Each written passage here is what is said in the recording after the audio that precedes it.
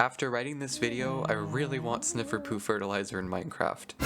Can you actually make mobs useful, Sly? Okay, you're right. Minecraft has constantly been updating and adding new mobs with unique abilities, both helpful and harmful to players. It shouldn't come as a surprise with such an overload of mobs now that we are going to get some overlooked and never updated again. Well, it might be alright if the Warden never gets updated again just because of how unique it already is. There's some black sheep that don't serve all that much purpose anymore. In addition, some of the mobs on this list are very new because they were made with no big intent to begin with. I really hope Mojang is watching because there's a few unique mob ideas I have that could spice up the game a little bit. So here's 8 mobs that I think deserve a nice rebrand. We'll put it that way. First off, I'm going to start with none other than the polar bear. These were added in the 1.10 update, the famous year where I believe we got 3 updates in one year, 1.9, 10, and 11. You'll remember the combat update and the woodland mansions surrounding 1.10. And if there was a good use to give the polar bear, I would definitely say the fur could be collected.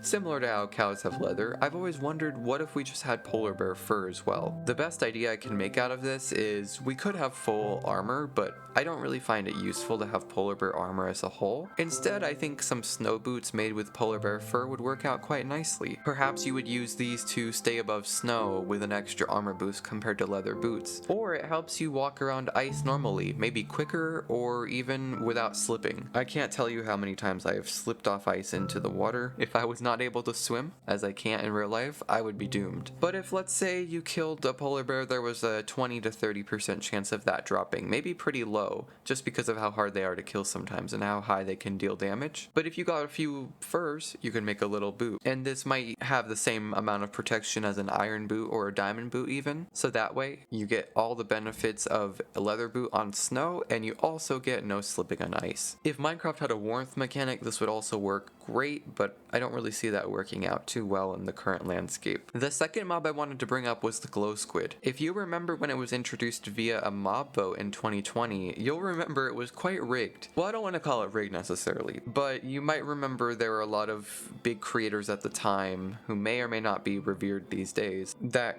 wanted the glow squid to win over, say, the moo bloom. And so the glow squid was introduced in 2021, the 1.17 update, but there wasn't a lot going for it. You had the glow item frames, the glow signs, you know, the squid looks cool and all, but I wanted to make another mechanic personally for the glow squid that I think would make it more interesting, maybe not so much useful, but what if it had a stinging ability? They usually go down pretty easily. They can ink in your face, but it doesn't work that well depending on the squid.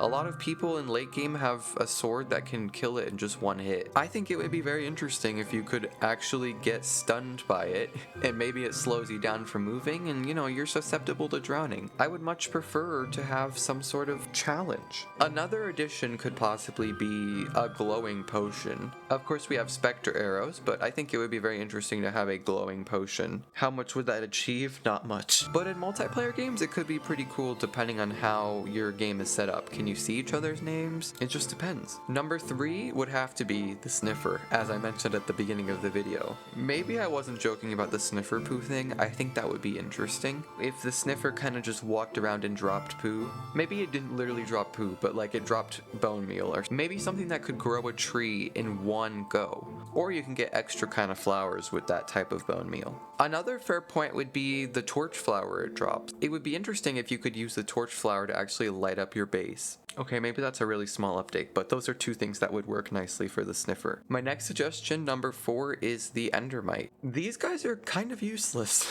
They barely exist. You get them sometimes when you throw an ender pearl, but you don't see them a whole lot in your game. Endermen hate them, I know that much. But what if when you killed an endermite, it dropped an anti-ender pearl? And by anti, I mean, what if you threw it at a mob and it teleported the mob towards you? That or it hurt the mob. I think it would be very interesting if you could bring a mob towards you by throwing an anti-pearl at it. How useful would that be? I'm not sure, but I think it would definitely hold some value to it. Say you have a skeleton in an annoying area. You throw the anti-pearl at it and it takes the skeleton directly towards you so you can melee it quickly to death. With how powerful skeletons are, I would say that's pretty useful. Perhaps the drop rate would be pretty high as you don't don't really see endermites too often. You kind of have to throw an ender pearl to get them in the first place. Number 5 is the Vex. These are obviously located in woodland mansions, and they don't really serve a purpose besides being pesky. I would argue there could be an interesting mechanic where you could cure Vexes and turn them into allies. Granted, this would be a complex process considering you would also be fighting evokers at the same time, but if you manage to kill an evoker and leave a Vex flying around, you could use a special item to cure it. Let's just say an amethyst shard, for example, and then the Vex goes into this state of like molding, and then it comes out as an ally a few minutes later. You don't usually find too many allies per mansion, so I think it could work quite nicely to be able to have this extra supply, and I've always enjoyed the mechanic of allies themselves. I think it could be quite conducive for your game. Number 6 is bats, and by the thumbnail you can kind of guess what my idea was for them. I actually kind of want to combine this use with phantoms. I think they could go hand in hand. Making a pair of temporary elytra wings. When you killed bats, if they dropped, let's say, a wing or something, if you were able to harvest their wing and it was like a 50% chance of dropping, and then phantoms dropped another conducive item, I don't know the terminology of elytras, but let's just say they dropped the head that brings the elytra together. If phantoms dropped that, if you had the ability to combine those in a crafting table and make a very temporary pair of elytra wings, I think it could be very conducive for the early game. Let's just say it maybe had 60 durability, like it would last for 1 minute, and you would only have the ability to glide with it and not the ability to rocket with it. I think it would be a great early game goal since the elytra typically takes a long time to get. Elytra is one of the things that almost everybody in Minecraft has enjoyed, especially coming out of the 1.9 update. If you know which one that is, I have a whole video about how that ruined multiplayer. My 7th pick is tropical fish. They kind of just exist. They're cool to look at, but I think